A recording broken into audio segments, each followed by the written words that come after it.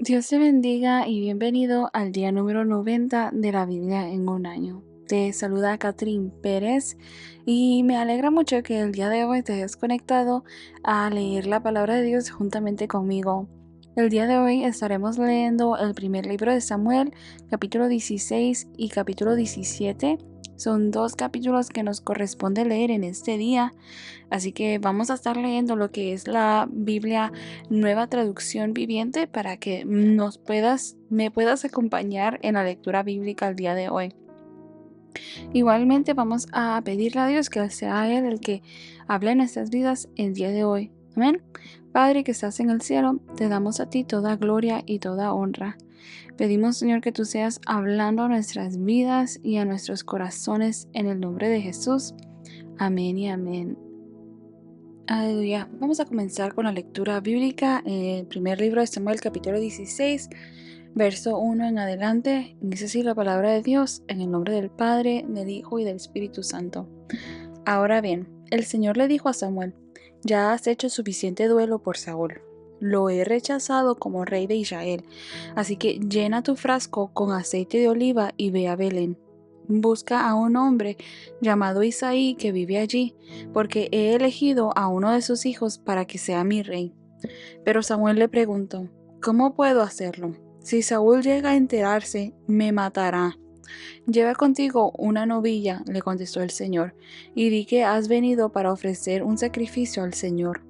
Invita a Isaí al sacrificio y te mostraré a cuál de sus hijos ungirás para mí. Así que Samuel hizo lo que el Señor le indicó. Cuando llegó a Belén, los ancianos del pueblo salieron a su encuentro temblando. ¿Qué pasa?, le preguntaron. ¿Vienes en son de paz? Sí, contestó Samuel. Vine para ofrecer un sacrificio al Señor. Purifíquense y vengan conmigo al sacrificio.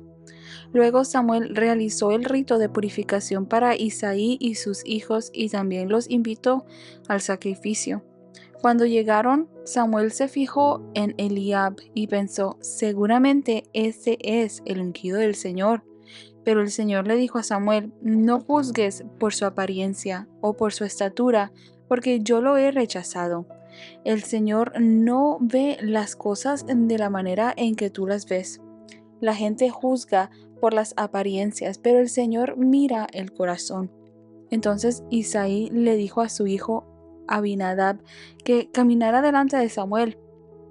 Pero Samuel dijo: este no es el que el Señor ha elegido. Después Isaí llamó a Simea, pero Samuel dijo: tampoco este es a quien el Señor ha elegido. De la misma manera, Isaí le presentó sus 7 hijos a Samuel, pero Samuel le dijo: el Señor no ha elegido a ninguno de ellos. Después Samuel preguntó: ¿son estos todos los hijos que tienes? Queda todavía el más joven, contestó Isaí, pero está en el campo cuidando las ovejas y las cabras. Manda a llamarlo de inmediato, dijo Samuel. No nos sentaremos a comer hasta que él llegue. Entonces Isaí mandó a buscarlo. El joven era trigueño y apuesto, y de hermosos ojos. Y el Señor dijo: este es, úngelo. Al estar David de pie entre sus hermanos, Samuel tomó el frasco de aceite de oliva que había traído y ungió a David con el aceite. Y el Espíritu del Señor vino con gran poder sobre David a partir de ese día. Luego Samuel regresó a Ramá. Ahora bien, el Espíritu del Señor se había apartado de Saúl, y el Señor envió un espíritu atormentador. Algunos de los siervos de Saúl le dijeron: un espíritu atormentador de parte de Dios te está afligiendo. Busquemos a un buen músico para que toque el arpa cada vez que el espíritu atormentador te aflija. Tocará música relajante y dentro de poco estarás bien. Me parece bien, dijo Saúl. Búsquenme a alguien que toque bien y tráiganlo aquí. Entonces un siervo le dijo a Saúl: uno de los hijos de Isaí de Belén tiene mucho talento para tocar el arpa. No solo eso, es un guerrero valiente, un hombre de guerra y de buen juicio. También es un joven bien parecido y el Señor está con él. Entonces Saúl mandó mensajeros a Isaí para decirle: envíame a tu hijo David, el pastor. Isaí hizo caso y envió a su hijo David a Saúl junto con un cabrito, un burro cargado de pan y un cuero lleno de vino. Así que David llegó a donde estaba Saúl y quedó a su servicio. Saúl llegó a apreciar mucho a David, y el joven se convirtió en su escudero. Luego Saúl mandó un recado a Isaí con una petición: por favor, permite que David quede a mi servicio, porque me simpatiza mucho. Y cada vez que el espíritu atormentador de parte de Dios afligía a Saúl, David tocaba el arpa. Entonces Saúl se sentía mejor y el espíritu atormentador se iba. 1 Samuel capítulo 17. Los filisteos reunieron su ejército para la batalla y acamparon en Efes Damim, que queda entre Soco en Judá y Azeca. Saúl respondió reuniendo a las tropas israelitas cerca del valle de Ela, de modo que los filisteos y los israelitas quedaron frente a frente en montes opuestos, separados por el valle. Luego Goliat, un campeón filisteo de Gat, salió de entre las filas de los filisteos para enfrentarse a las fuerzas de Israel. Medía casi 3 metros de altura, llevaba un casco de bronce y su cota de malla hecha de bronce. Pesaba 57 kilos. También tenía puestos protectores de bronce en las piernas y llevaba una jabalina de bronce sobre el hombro. El asta de su lanza era tan pesada y gruesa como un rodillo de telar, con una punta de hierro que pesaba casi 7 kilos. Su escudero iba delante de él. Entonces Goliat se detuvo y gritó, mofándose de los israelitas: ¿por qué salen todos ustedes a pelear? Yo soy el campeón filisteo, pero ustedes no son más que siervos de Saúl. Elijan a un hombre para que venga aquí a pelear conmigo. Si me mata, entonces seremos sus esclavos. Pero si yo lo mato a él, ustedes serán nuestros esclavos. Hoy desafío a los ejércitos de Israel. Envíenme a un hombre que me enfrente. Cuando Saúl y los israelitas lo escucharon, quedaron aterrados y profundamente perturbados. Ahora bien, David era hijo de un hombre llamado Isaí, un efrateo de Belén, en la tierra de Judá. En ese tiempo Isaí era anciano y tenía 8 hijos. Sus 3 hijos mayores, Eliab, Abinadab y Simea, ya se habían unido al ejército de Saúl para pelear contra los filisteos. David era el menor de los hijos. Sus 3 hermanos mayores se quedaron con el ejército de Saúl, pero David iba y venía para ayudar a su padre con las ovejas en Belén. Durante 40 días, cada mañana y cada tarde, el campeón filisteo se paseaba dándose aires delante del ejército israelita. Un día Isaí le dijo a David: toma esta canasta de grano tostado y estos 10 panes, y llévaselos deprisa a tus hermanos, y dale estos 10 pedazos de queso a su capitán.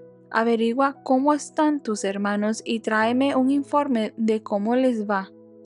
Los hermanos de David estaban con Saúl y el ejército israelita en el valle de Ela, peleando contra los filisteos. Así que temprano a la mañana siguiente, David dejó las ovejas al cuidado de otro pastor y salió con los regalos, como Isaí le había indicado. Llegó al campamento justo cuando el ejército de Israel salía al campo de batalla, dando gritos de guerra. Poco tiempo después, las fuerzas israelitas filisteas quedaron frente a frente, ejército contra ejército. David dejó sus cosas con el hombre que guardaba las provisiones y se apresuró a ir hacia las filas para saludar a sus hermanos. Mientras hablaba con ellos, Goliat, el campeón filisteo de Gat, salió de entre las tropas filisteas. En ese momento, David lo escuchó gritar sus ya acostumbradas burlas al ejército de Israel. Tan pronto como las tropas israelitas lo vieron, comenzaron a huir espantadas. ¿Ya vieron al gigante?, preguntaban los hombres. Sale cada día a desafiar a Israel. El rey ha ofrecido una enorme recompensa a cualquiera que lo mate.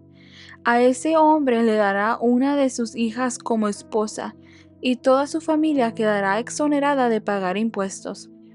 David les preguntó a los soldados que estaban cerca de él: ¿qué recibirá el hombre que mate al filisteo y ponga fin a su desafío contra Israel? Y a fin de cuentas, ¿quién es este filisteo pagano al que se le permite desafiar a los ejércitos del Dios viviente? Estos hombres le dieron a David la misma respuesta. Le dijeron: efectivamente, esa es la recompensa por matarlo. Pero cuando Eliab, el hermano mayor de David, lo oyó hablar con los hombres, se enojó. ¿Qué estás haciendo aquí?, le reclamó. ¿Qué pasó con esas pocas ovejas que se supone que deberías estar cuidando? Conozco tu orgullo y tu engaño. Solo quieres ver la batalla. ¿Qué hice ahora?, contestó David. Solo hacía una pregunta. Entonces caminó hacia otros y les preguntó lo mismo, y recibió la misma respuesta. Entonces le contaron a Saúl la pregunta de David, y el rey mandó a llamarlo. No se preocupe por ese filisteo, le dijo David a Saúl. Yo iré a pelear contra él. No seas ridículo, respondió Saúl. No hay forma de que tú puedas pelear contra ese filisteo y ganarle. Eres tan solo un muchacho, y él ha sido un hombre de guerra desde su juventud. Pero David insistió: he estado cuidando las ovejas y las cabras de mi padre. Cuando un león o un oso viene para robar un cordero del rebaño, yo lo persigo con un palo y rescato el cordero de su boca. Si el animal me ataca, lo tomo de la quijada y lo golpeo hasta matarlo. Lo he hecho con leones y con osos, y lo haré también con este filisteo pagano, porque ha desafiado a los ejércitos del Dios viviente. El mismo Señor que me rescató de las garras del león y del oso, me rescatará de este filisteo. Así que Saúl por fin accedió. Está bien, adelante, y que el Señor esté contigo. Después Saúl le dio a David su propia armadura, un casco de bronce y una cota de malla. David se los puso, se ciñó la espada y probó dar unos pasos porque nunca antes se había vestido con algo semejante. No puedo andar con todo esto, le dijo a Saúl. No estoy acostumbrado a usarlo. Así que David se lo quitó. Tomó 5 piedras lisas de un arroyo y las metió en su bolsa de pastor. Luego, armado únicamente con su vara de pastor y su honda, comenzó a cruzar el valle para luchar contra los filisteos. Goliat caminaba hacia David con su escudero delante de él, mirando con desdén al muchacho de mejillas sonrojadas. ¿Soy acaso un perro?, le rugió a David, para que vengas contra mí con un palo. Y maldijo a David en nombre de sus dioses. Ven aquí, y les daré tu carne a las aves y a los animales salvajes, gritó Goliat. David le respondió al filisteo: tú vienes contra mí con espada, lanza y jabalina, pero yo vengo contra ti en el nombre del Señor de los ejércitos celestiales, el Dios de los ejércitos de Israel, a quien tú has desafiado. Hoy el Señor te conquistará y yo te mataré y te cortaré la cabeza. Y luego daré los cadáveres de tus hombres a las aves y a los animales salvajes, y todo el mundo sabrá que hay un Dios en Israel. Todos los que están aquí reunidos sabrán que el Señor rescata a su pueblo, pero no con espada ni con lanza. esta es la batalla del Señor, y los entregará a ustedes en nuestras manos. Cuando Goliat se acercó para atacarlo, David fue corriendo para enfrentarse con él. Metió la mano en su bolsa de pastor, sacó una piedra, la lanzó con su honda y golpeó al filisteo en la frente. La piedra se le incrustó allí y Goliat se tambaleó y cayó de cara al suelo. Así David triunfó sobre el filisteo con solo una honda y una piedra, porque no tenía espada. Después David corrió y sacó de su vaina la espada de Goliat y la usó para matarlo y cortarle la cabeza. Cuando los filisteos vieron que su campeón estaba muerto, se dieron la vuelta y huyeron. Así que los hombres de Israel y Judá dieron un gran grito de triunfo y corrieron tras los filisteos, persiguiéndolos tan lejos como Gat y hasta las puertas de Ecrón. Los cuerpos de los filisteos muertos y heridos estuvieron esparcidos a lo largo del camino de Saharaim hasta Gat y Ecrón. Luego el ejército de Israel regresó y saqueó el campamento abandonado de los filisteos. David llevó la cabeza del filisteo a Jerusalén, pero guardó la armadura en su propia carpa. Al observar a David pelear contra el filisteo, Saúl le preguntó a Abner, el comandante de su ejército: Abner, ¿quién es el padre de este muchacho? En realidad no lo sé, declaró Abner. Bueno, averigua quién es, le dijo el rey. Tan pronto como David regresó de matar a Goliat, Abner lo llevó ante Saúl con la cabeza del filisteo todavía en la mano. Dime, ¿quién es tu padre, muchacho?, le dijo Saúl. Su nombre es Isaí, y vivimos en Belén, contestó David. Aleluya. Vemos dentro de estos dos capítulos lo que es esta historia de continuación de la ascensión ahora de David. Recordemos de que el día de ayer leímos en el capítulo 13 lo que es el rechazo de Dios a Saúl por causa de su desobediencia. Y Dios Samuel declara de que Dios ya tiene escogido una persona que va a ser conforme a su corazón, un nuevo rey que va a representar a Dios en Israel. Y vemos en el capítulo 16, el día de hoy, que Samuel unge a David como rey sobre Israel. Y algo de lo tan bello de todo esto, de este capítulo, es de la manera en cómo David viene a llegar al trono. Que David se encontraba en el campo, haciendo lo que hacía todos los días, ocupado, trabajando para su padre, atendiendo las ovejas y las cabras de su padre, cuidando y velando de ellas, el cual no era un trabajo fácil. Ser pastor de ovejas no es un trabajo fácil, es un trabajo donde ellos aguantaban calor, frío en la noche, tener que estar batallando con aquellos animalitos, las ovejas que no son animales muy inteligentes y las cabras que hacen lo que se les da la gana.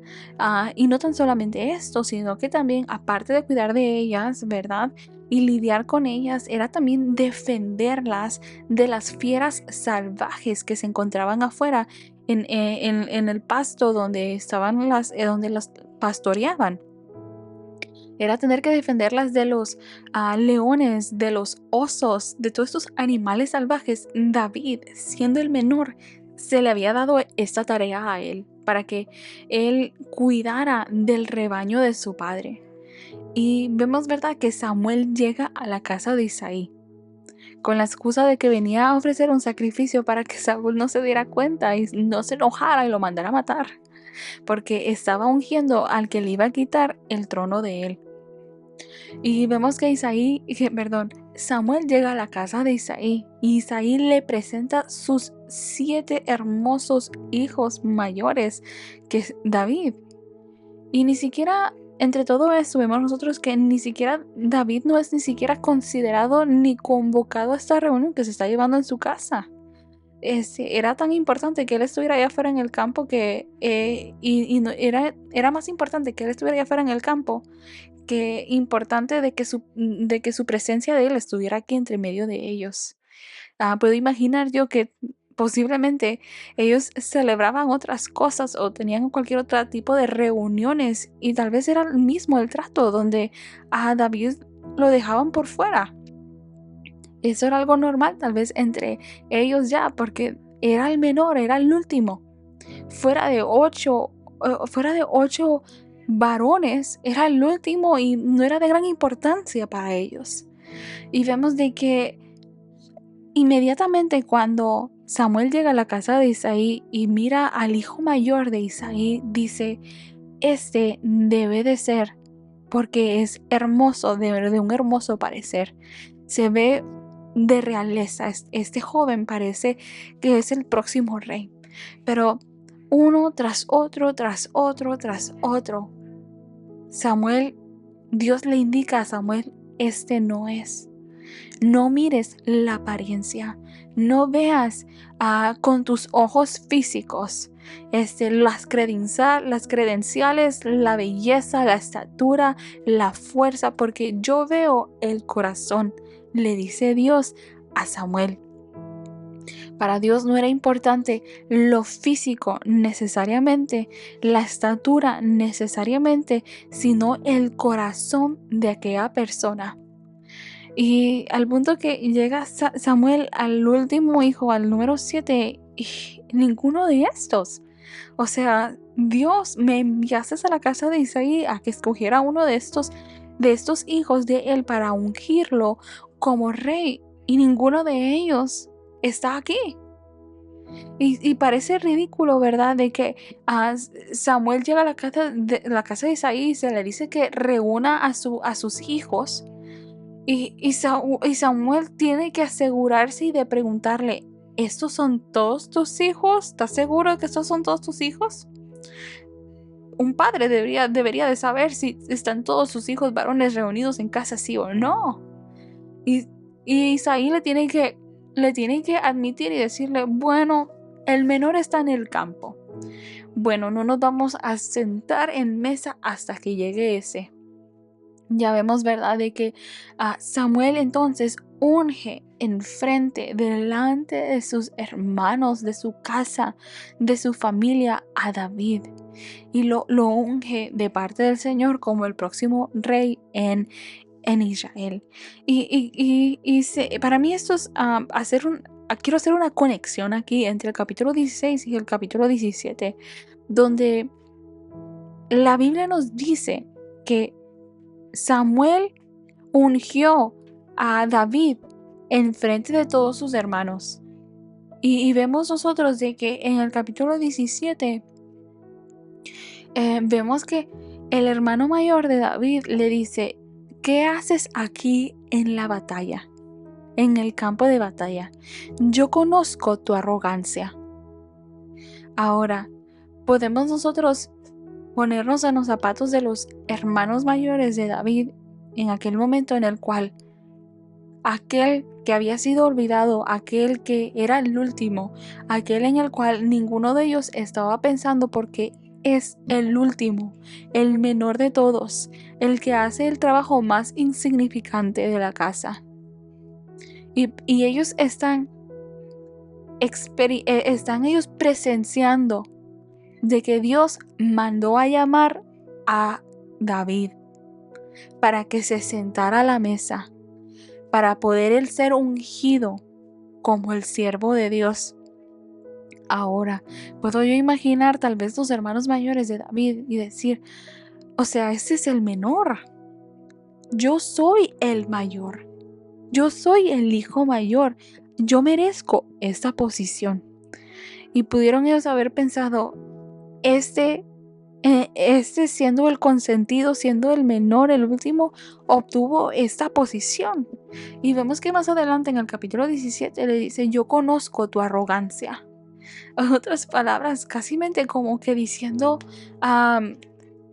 tú te crees? Porque fuiste ungido por el profeta. ¿Qué haces aquí? Conozco tu arrogancia y tu ego. ¿Qué andas haciendo aquí? Lo desprecia, aún todavía después de ellos haber presenciado de que Dios lo había ungido delante de ellos. Y en el capítulo 17 vemos, ¿verdad? Esa continuación de la opresión de los enemigos de Israel. Y en esta ocasión vemos, ¿verdad?, que son los filisteos quienes están oprimiendo al pueblo de Israel, donde Goliat, este hombre que era considerado el campeón, el guerrero oficial, por decirlo así, de los filisteos, viene y reta a Israel a batalla. Que si Israel, uno de sus soldados, uno de sus hombres, uno de sus guerreros de Israel, lo vence a él, entonces ellos serán siervos de los israelitas. Y si no, entonces al revés, ¿verdad? Viceversa. Entonces los israelitas serían siervos de los filisteos si ellos perdían. Y tan solamente puedo pensar yo, ¿qué estaba la narración que nos da la Biblia de David aquí? Donde David está siempre haciendo lo que se le dice que haga. Él está ocupado, él está trabajando, él está siendo un niño obediente de papá. Y en esta ocasión vemos que el papá lo manda a la batalla, al campo de batalla, para que vaya a ver cómo van los hermanos y que les lleve algo de comer. Y David va en obediencia. Y una de las cosas que nosotros podemos ver que la obediencia te lleva a la bendición. Mientras lo que vimos el día de ayer con Saúl, que la desobediencia te lleva a la maldición. Y en esta ocasión a David la obediencia lo lleva al lugar, al propósito que Dios tenía para su vida. Y lo posiciona en el lugar indicado donde él debe de estar, sin él tener que buscar aquello. Simplemente obedecer a la palabra de sus autoridades. David llega al campo y vemos, ¿verdad?, a este joven, a este muchacho obediente que tiene el celo y el temor de Dios sobre su vida.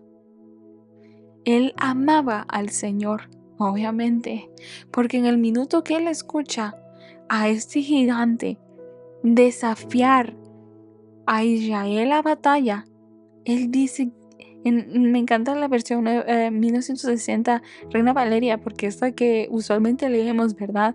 Donde la traducción dice que David dijo: ¿quién es este incircunciso?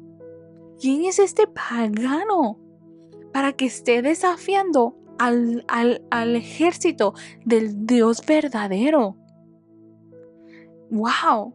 Este muchacho, entre tantos hombres de batalla y Saúl siendo rey, ninguno de ellos pudo tener el valor y la convicción de decir: ¿quién es este incircunciso que está desafiando al pueblo escogido de Dios, que tiene al Dios verdadero como su Dios? Y David vemos, ¿verdad?, que se agarra de esto y él va y es llamado por Saúl. Él dice: yo iré, yo voy a ir en el nombre de Jehová de los ejércitos a enfrentar a este incircunciso. Y vemos, ¿verdad?, esta historia icónica que constantemente, ¿verdad?, en la escuela dominical a los niños se les enseña de la obediencia, de la valentía, de la convicción de David en su fe en Dios. Lo lleva a obtener la victoria. Amén. Que no hay gigante que se pueda oponer, que se pueda levantar en nuestra contra. Si nosotros vamos en el nombre de Dios y Dios nos ha llevado a que vayamos a pelear aquella batalla, entonces el Señor va a estar con nosotros. no nuestras fuerzas, porque aquello era imposible que David, siendo un muchacho, se enfrentara en contra de aquel gigante, de aquel hombre quien había sido un guerrero. Y una de las cosas icónicas, ¿verdad? También, ¿verdad? Algo que resalta esta historia y que siempre se habla es el hecho de que a David se le trató de poner la armadura de Saúl, pero aquella armadura no no le hizo fit, no, no, no, no, mm, no estaba dentro no cabía David en aquella armadura, porque no era de él, no era lo que Dios le había entregado a él. Pero gracias a Dios, David era un hombre de convicción, donde él entendía cuáles eran los recursos, cuáles eran los dones, los talentos, las espadas, bueno, sus armas de guerra que Dios le había entregado a él. Y no iba a ir él a pelear con espada y jabalina y lanza, sino de que iba a ir él en el nombre del Señor de los ejércitos. Y vemos, ¿verdad?, que Dios le da la victoria sobre aquel gigante. Y no tan solamente esto, sino de que David va valientemente y le arranca la cabeza a aquel gigante. Le pone un final, un punto final a esa batalla. Y lleva y presenta esta cabeza a Saúl. Aleluya. Así que gloria a Dios por ello, porque vemos nosotros de que Dios no mira la apariencia externa. Él no ve las credenciales. Dice la palabra de Dios que de lo más vil y despreciado del mundo escogió Dios para avergonzar a los sabios. Dios mira el corazón. Aleluya. Y vemos que nuestra convicción, nuestra fe, es más poderosa que cualquier arma, cualquier enemigo, cualquier gigante que se quiera levantar en nuestra contra. Si nosotros vamos confiando en el nombre de Jehová, en el nombre de Dios, tenemos la victoria asegurada. Aleluya. Aleluya. Así que gloria a Dios por esto, esa lectura bíblica que tuvimos el día de hoy. Vemos, ¿verdad? Estamos viendo ahora el ascenso de David y el descenso de Saúl, donde dentro del capítulo 16, ¿verdad? Olvidé mencionar, es a raíz de que Dios ya había rechazado a Saúl como rey. Ya Dios no estaba con Saúl como en el principio, dado por su desobediencia de él. Vemos, ¿verdad?, que un espíritu inmundo lo oprimía, lo atormentaba. Y no siendo casualidad, sino que la provisión de Dios, Dios conectando a David y posicionando a David donde él debía de estar. Mandan a llamar a David para que él sea quien toque el arpa, porque ahora la presencia de Dios estaba sobre este joven. Aleluya. Y otra cosa que me gustaría mencionar fuera de todo esto es de que Dios ya había desechado a Saúl, pero encontramos en el capítulo 16, en los primeros versículos, que que Samuel estaba llorando aún el hecho de que Saúl había sido desechado.